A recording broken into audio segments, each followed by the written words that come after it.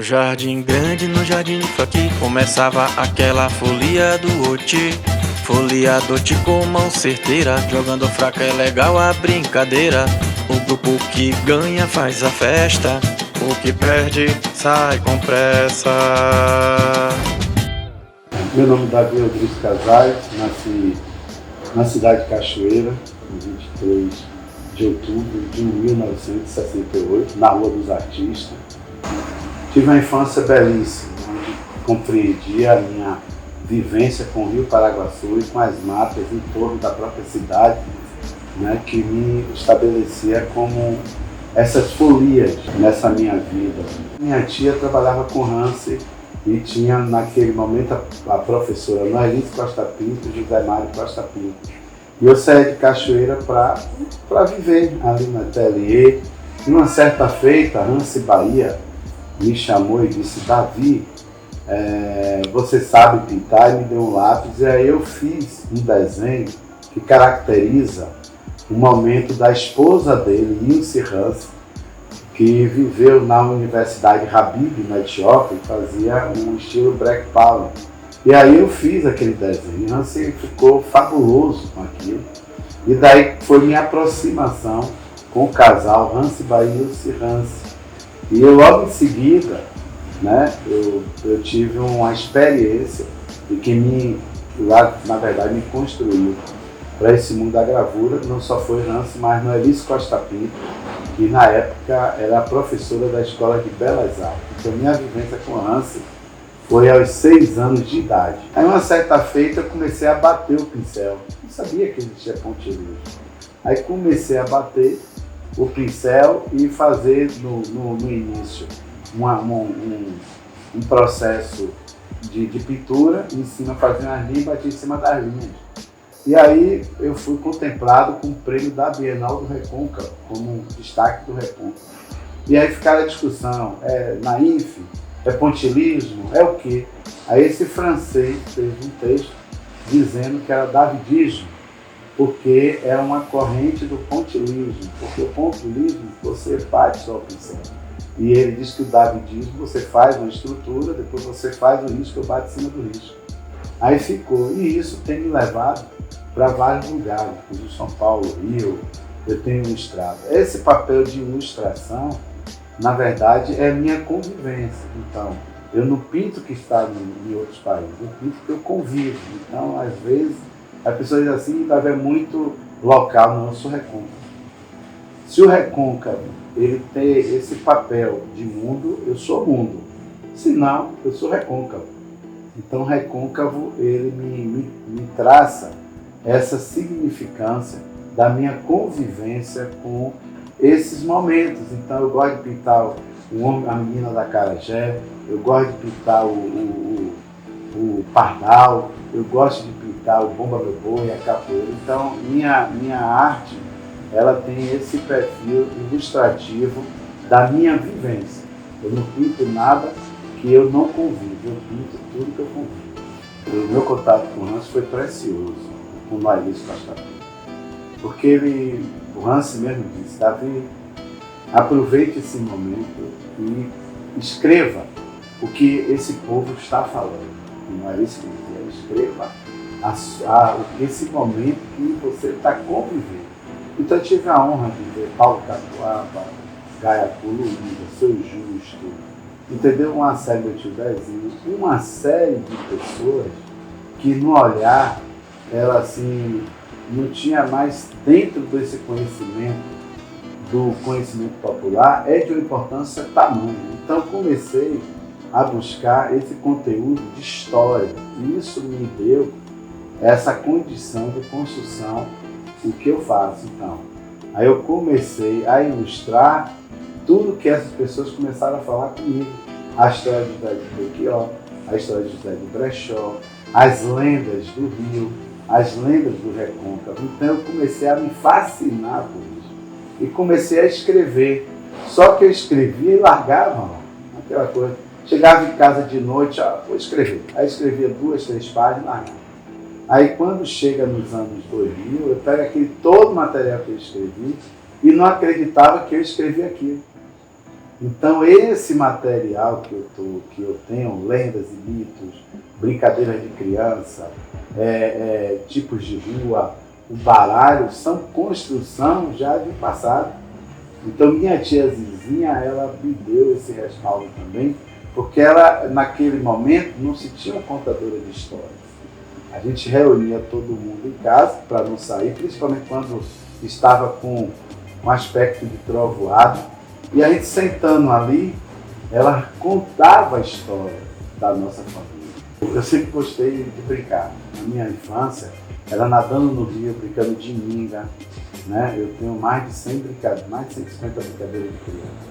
E aí, o que chega nos anos 90, a gente sempre essa deficiência, dos anos 80, aliás, de a gente não ter uma permanência no rio por conta da barragem de Pedra do Cavalo. Nos tira esse momento prazeroso de lendário e de vivência com o rio, né? E aí, o que é que eu começo a observar? Que as crianças, finados dos anos 90 e 2000, ela não já brincava mais como a gente brincava, de guiador, de pular corda, de guerra de oti. Quando chega esse período, eu digo, vou fazer alguma coisa que pelo menos a gente traga essa significância de memória do local onde nós convivemos. Aí eu comecei a escrever e aí contar pequenos versos, né? Versos porque eu não tenho aquela coisa, são versos que a gente chama de rima, que é muito natural, que é a rima do recôncavo, né? E aí eu comecei a escrever, e aí essa minha vivência de trazer esse livro é para você hoje dinamizar o significado do passado, né, do presente e a perspectiva do futuro, para eles ter essa sabiência da importância dessa brincadeira que nos alimentou. A gente brincava o tempo todo, a gente sorria o tempo todo. Então é por esse atributo, por esses momentos, é que me deixou assim fortificado para hoje ter essa consciência e trazer à tona essas brincadeiras que estavam tão escondidas no travesseiro de nossa pai, dos nossos avós, e digo mais, e até nos túmulos do cemitério. Então, essa brincadeira de criança é que não vai nos fortificar para uma nova dimensão de compreensão da infância no local e na região que nós vivemos.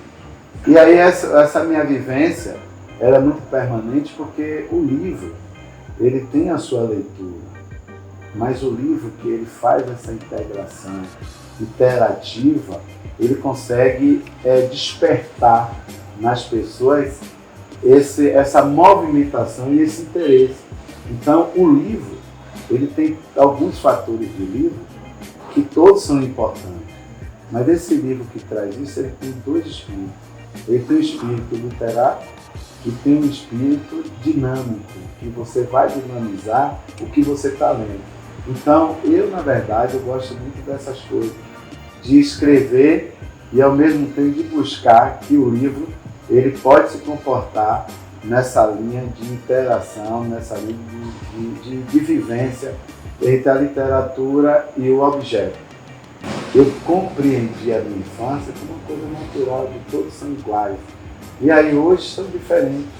Hoje o jovem, a criança, ela está mais presa dentro de um espaço, no diálogo, não tem diálogo, mas mais no celular, está mais nesse mundo digital, que é importante, mas ela não soa, ela não corre, ela não brinca, ela não abraça o outro, ela não tem essa dinamização, ela não tem essa vivência. Então, por isso eu acho importante a gente trazer essa memória e esse significado da brincadeira, de o jovem correr, de o jovem suar, de a criança brincar, de sorrir, de chorar. Hoje a gente tem que recriar um novo estilo, não só educativo, mas de brincadeiras para os dias de hoje. Na verdade, essa folha de oti é interessante, que você tem o Jardim Grande e o Faqui, são dois, e o Porto de Cachoeira. Então você tem as árvores que dão uns altis. Então eu juntava as ruas e os bairros de Cachoeira para a guerra de oti. E ele dá numa palma da mão. Tem um que passa, mas aquele que dá na palma da mão, você bota ele verticalmente entre os dois dedos, você lança, quando bate é fatal. Então, é uma guerra que dava todo o tempo uma sensação de você dizer assim, o território é meu, a gente disputava aquilo. Então, essa guerra de Oti, ela não teve idade, porque até gente de 20 anos brincava.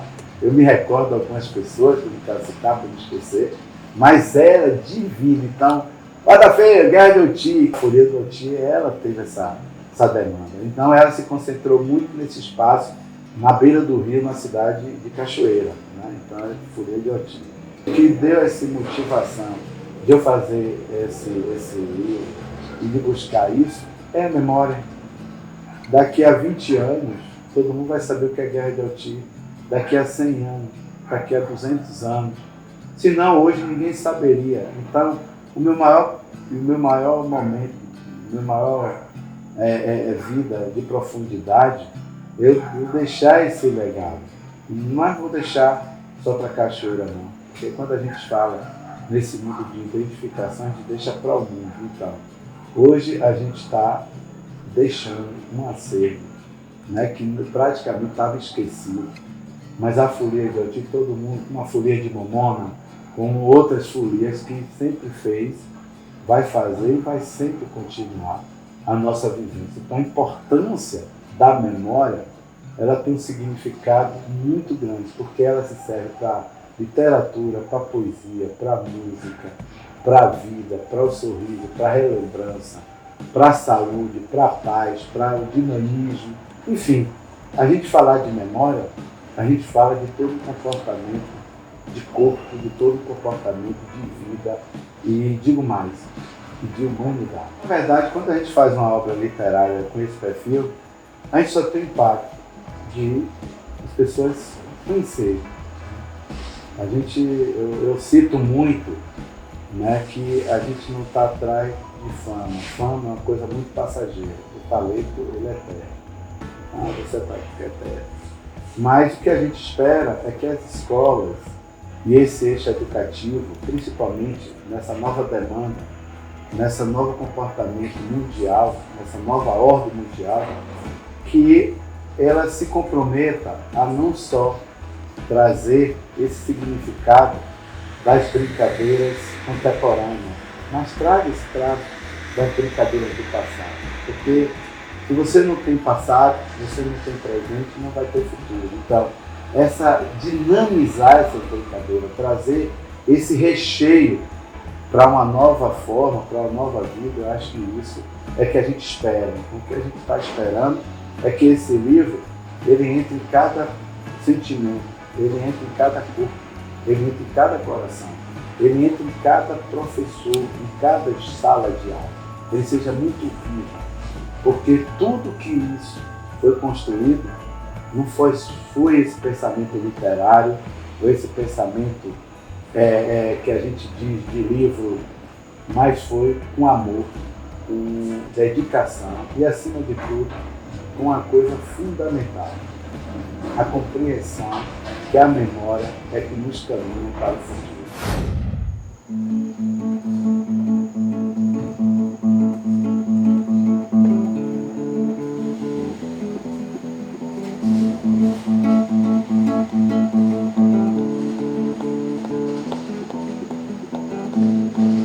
Os gritos das alegrias começando a riscar, em forma de garrafão começando a brincar. Chama para o ímpar, o 0 ou 1, assim é a brincadeira de 2 pés ou de 1. Quem pisa na linha ou 2 pés no garrafão, paga sua prenda com muita animação.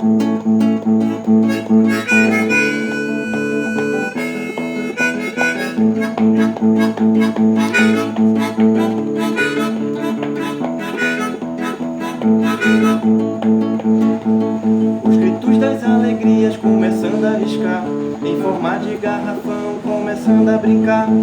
Chama para o ímpar, o 0 ou 1, assim é a brincadeira de 2 pés ou de 1. Quem pisa na linha ou 2 pés no garrafão, paga sua prenda com muita animação.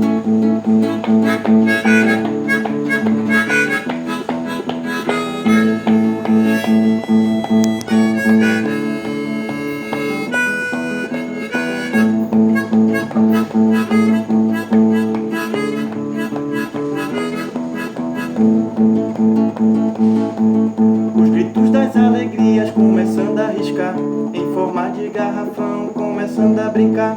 Chama para o ímpar, ou 0 ou 1. Assim é brincadeira de 2 pés ou de 1. Quem pisa na linha, ou 2 pés no garrafão. Meu nome é Sálua Schecker, né? Eu sou professora e desde muito pequena eu tive interesse por tudo feito à mão. Esse universo do artesanal sempre me atraiu muito. E a paixão pelos brinquedos vem daí, vem da minha infância, onde eu brincava com os elementos da natureza, né?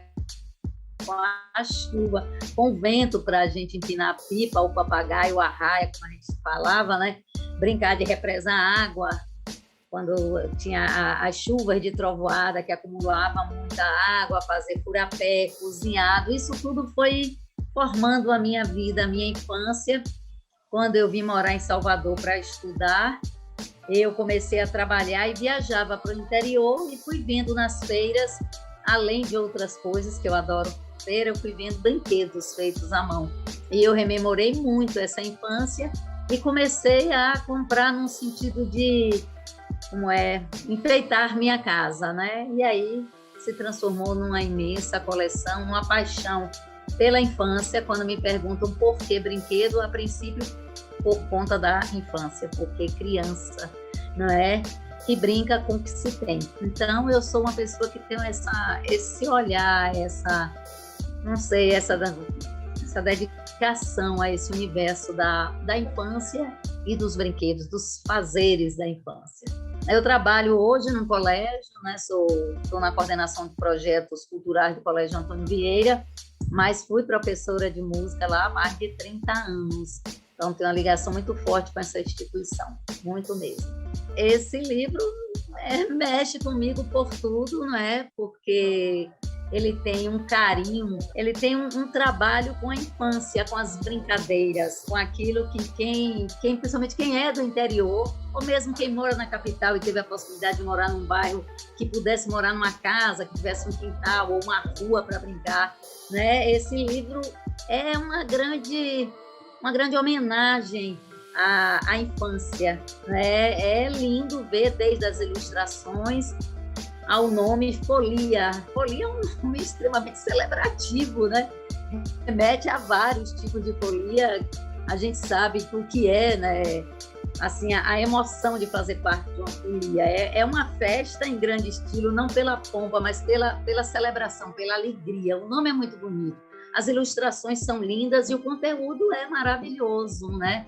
É tudo aquilo que a gente espera que uma criança faça. Cada brincadeira daquela, a gente tem vontade de dizer assim, meu Deus, o que é que custava que todas as crianças tivessem acesso a essas brincadeiras, a botar o pé no chão, a fazer seus brinquedos, a brincar com o que tem, né? Com pedrinha, com pedaço de madeira, pedaço de pano que é transformado, a transformação feita para brincar, né? Brincar é aquilo que é tão prazeroso para quem está brincando, todo mundo junto tem que estar muito de bem com aquilo que está sendo feito, né? Eu sempre digo que o brinquedo ganha vida, seja ele o que for, quando cai na mão de uma criança.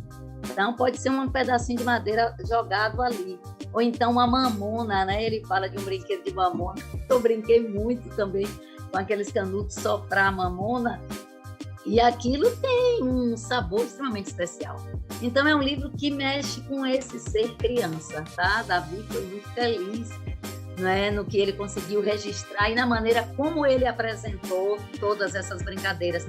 É uma maneira extremamente carinhosa, né, sensível, delicada, tem uma amorosidade naquilo que está sendo mostrado.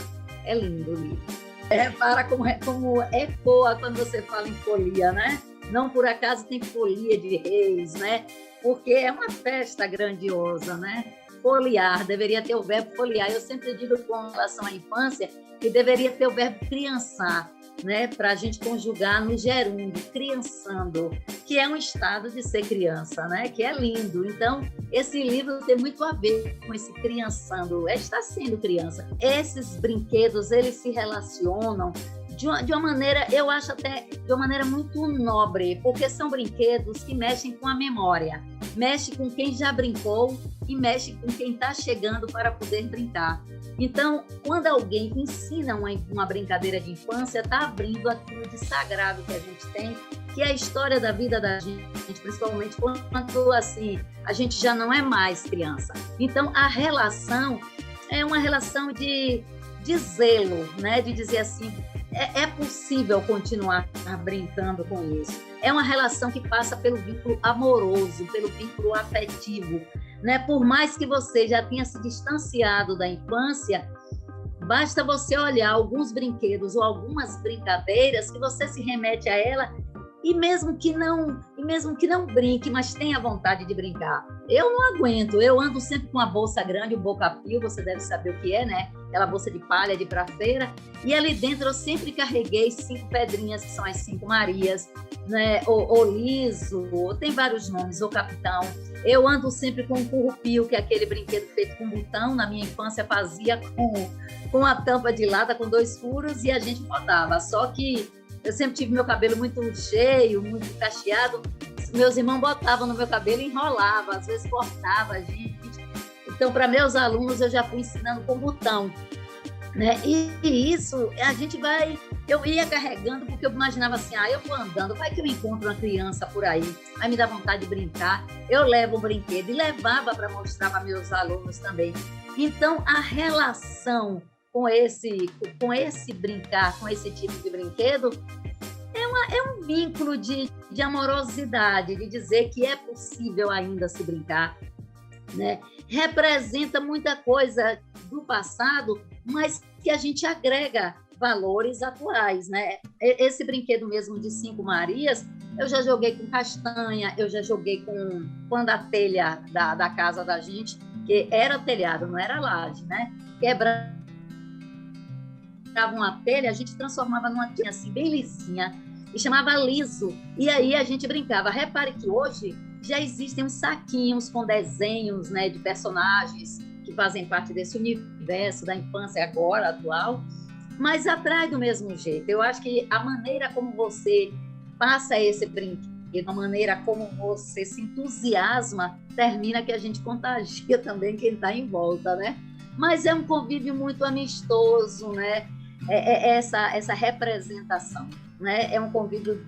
A gente acha que alguma coisa do passado, eu acho que ainda está muito presente. Na hora que você propõe uma criança pular corda, jogar 5 Marias, fazer um corrupio, né? E fazer aquelas brincadeiras que estão ali, de brincar de mamona e todas as outras que o autor propõe, com certeza a infância vai ter uma resposta muito positiva. Eu acho que um tipo de livro desse deveria ser adotado em escola, né? Que eu acho que a escola também tem uma contribuição muito grande na passagem de um conhecimento formal, acadêmico, e também para permitir fazer essas brincadeiras. Seria muito bacana que as escolas absorvessem.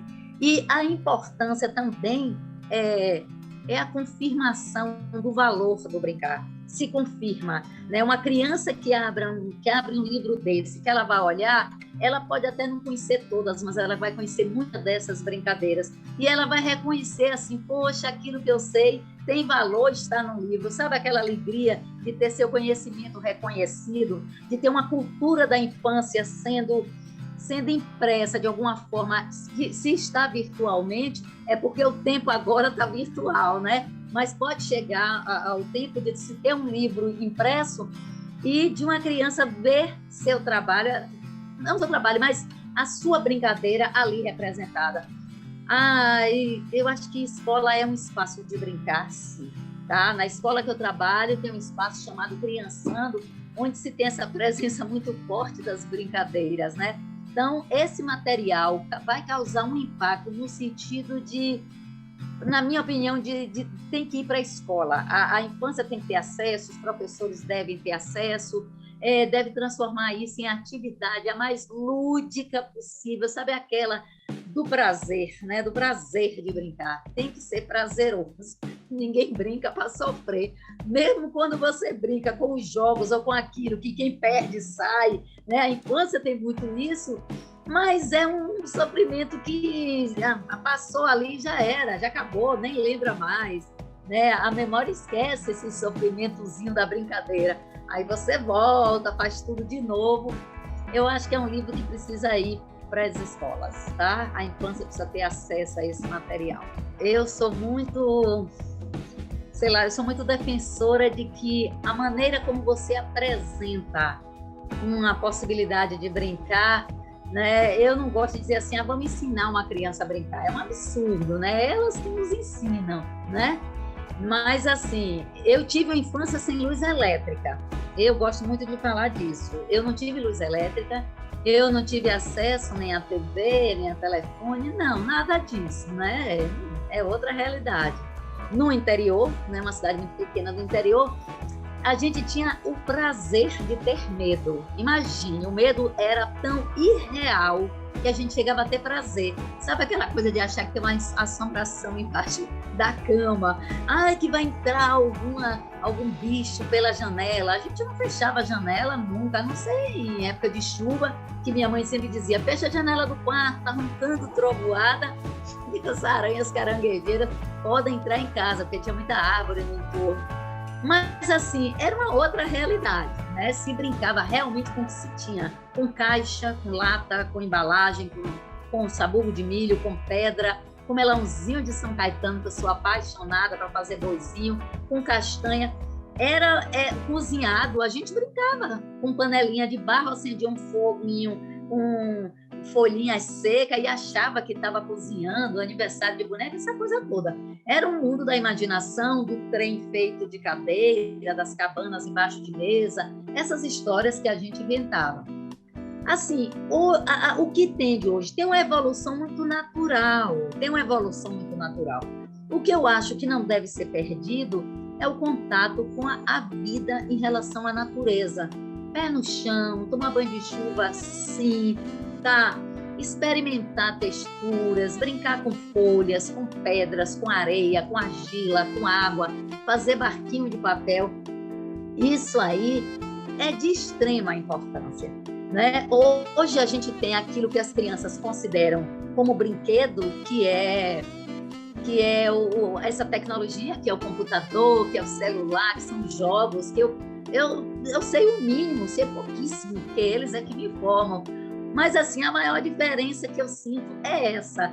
O que hoje é considerado brincar é um mundo totalmente diferente do que foi na minha infância, né? É diferente. Agora, eu me lembro, como eu já falei, quando eu chegava em sala de aula com meu vocabulário cheio de brinquedos feitos à mão, ou pedrinha, ou um pedaço de corda de sisal, eu chegava numa animação tão grande que eles amavam isso. Eu acho que depende da maneira que você apresenta, né?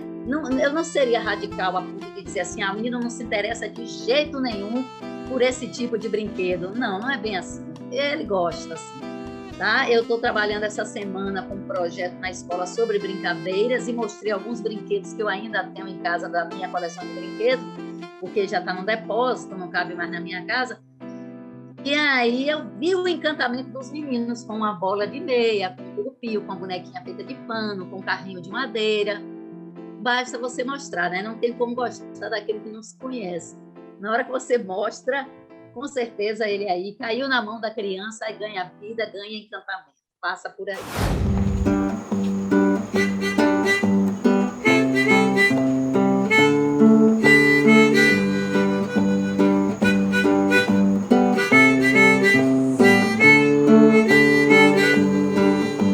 Separa as crianças, entrega os sacos, sai pulando igual aos sapos. Tanta folia, muita gritaria, corrida de saco, é muita alegria. Quem não cai passa à frente, ganha aquele mais resistente. Separa as crianças, entrega os sacos, sai pulando igual aos sapos. Tanta folia, muitas gritarias, a corrida de saco é muita alegria.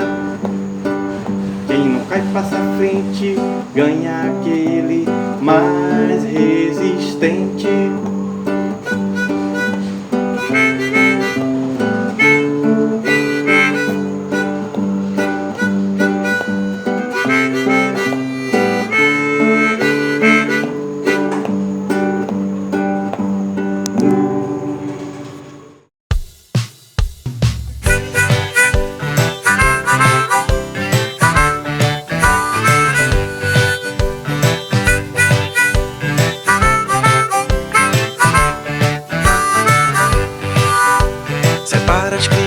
mensais, entrega os sacos, sai pulando igual aos sapos.